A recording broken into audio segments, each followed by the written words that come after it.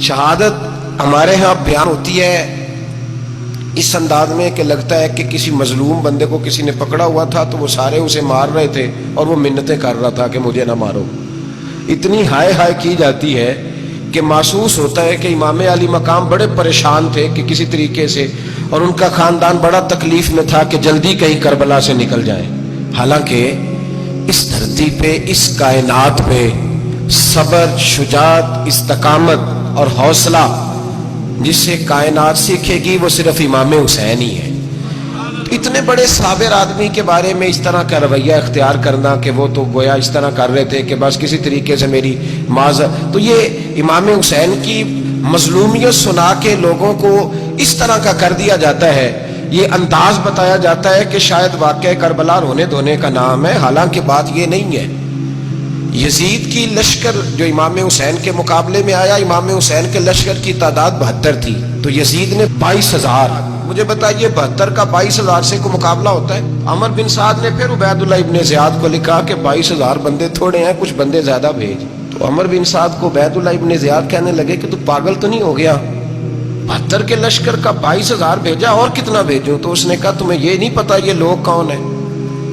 یہ مولا علی شیر خدا کی اولاد ہے. ان میں ایک ایک شخص ایسا ہے جو 1,000 کے مقابلے میں لڑنا جانتا ہے. تو یہاں کمزوری دکھائی جاتی ہے. ہمارے بچے سمجھنے لگے ہیں کہ یہ شاید کوئی ایسی داستان ہے، اور اس طرح کا ماحول ٹی وی پہ میں دیکھ رہا تھا، اس طرح کا ماحول بنایا جاتا ہے جیسے کوئی خوف ہے. یعنی واقعہ کربلا کوئی ایسا واقعہ جسے دیکھ کے خوف طاری ہو جائے، بچے راتوں کو ڈریں. وہ اکیلے درخت دکھائے جا رہے ہیں اور تیر دکھائے جا رہے ہیں. او یار، کیا قوم کی تربیت کر رہے ہیں؟ واقعہ کربلا حوصلے کا نام ہے، دلیری کا نام ہے. سنیں بات اصل میں کیا تھی، بڑے ٹھنڈے دماغ سے میری بات کو سمجھیے گا. حضرت مولا علی شیر خدا کے بعد مسلمانوں کے متفقہ امیر بنے تھے حضرت امیر معاویہ. انہیں امیر کس نے بنایا تھا؟ امام حسن نے. حضرت علی کے بڑے صاحبزادے حضرت امام حسن نے ان سے صلح کی، انہیں خلافت دی. اور صحیح بخاری میں نبی پاک نے فرمایا تھا میرا بیٹا حسن سردار ہے، جب مسلمانوں کی جماعتوں میں لہو بہ جائے گا تو حسن ان کی صلح کرا دے گا. وہ صلح امام حسن نے کرائی. جناب امیر معاویہ امیر بن گئے. حضرت امیر معاویہ رضی اللہ تعالیٰ عنہ بڑا پیار کرتے تھے نبی پاک سے، بڑا احترام کرتے تھے حضور کے خاندان کا. ان کی جو اجتہادی خطائیں ہیں وہ اپنی جگہ پہ موجود ہیں. چونکہ امام حسن نے ان سے صلح کر لی، لہذا ہم بھی ان کے بارے میں کوئی جملہ کہنے کے مجاز، ہماری مجبوری امام حسن ہے. اس لیے کہ جسے امام حسن صحیح کہے پھر امام حسن کے ماننے والے کو اسے غلط نہیں کہنا چاہیے.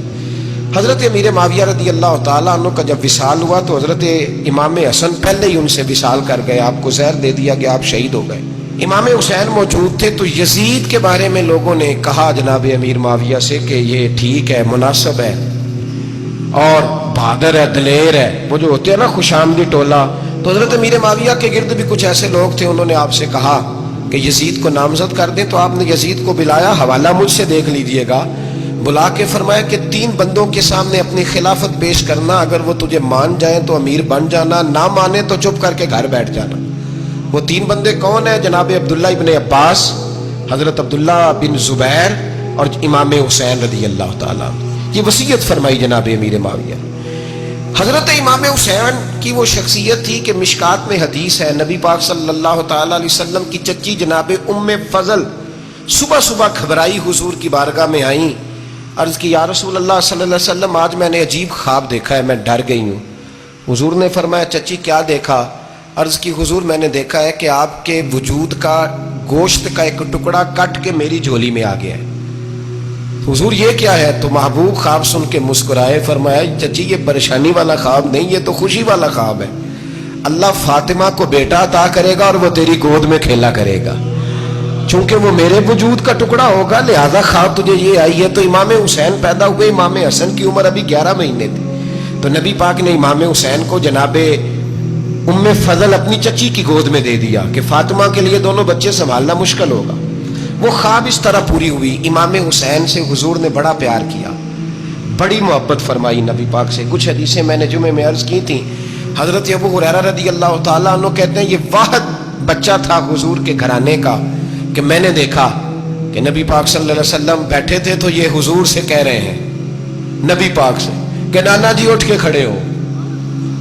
کہتے ہیں حضور کھڑے ہو گئے تو کہنے لگے میں نے آپ کے برابر جانا ہے. بچے جو مرضی ضد کر لیتے ہیں نا. قد چھوٹا تھا, عمر 7.5 سال تھی. کہنے لگے نانا میں نے برابر جانا ہے. تو نبی پاک صلی اللہ علیہ وسلم نے ہاتھ پکڑ لیے, فرمایا چل پھر ہو جا برابر.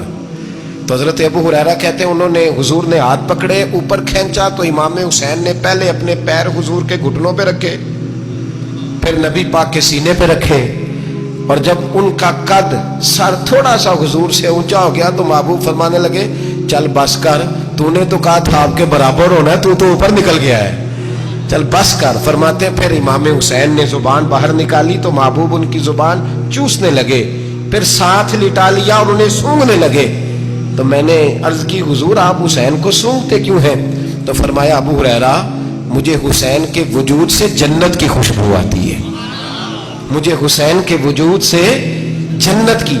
ایک دن حضور گزر رہے تھے, اصل اس طرح تھا کہ یہ نبی پاک کا حجرہ تھا.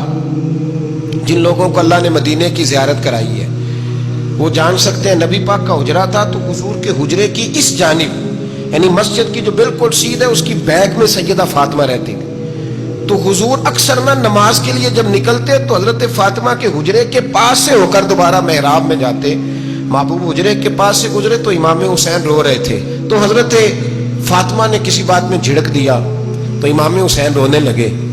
تو نبی پاک نماز کے لیے گئے تو واپس لوٹ آئے, اور واپس تشریف لا کے کہا فاطمہ حسین کو کیا ہوا؟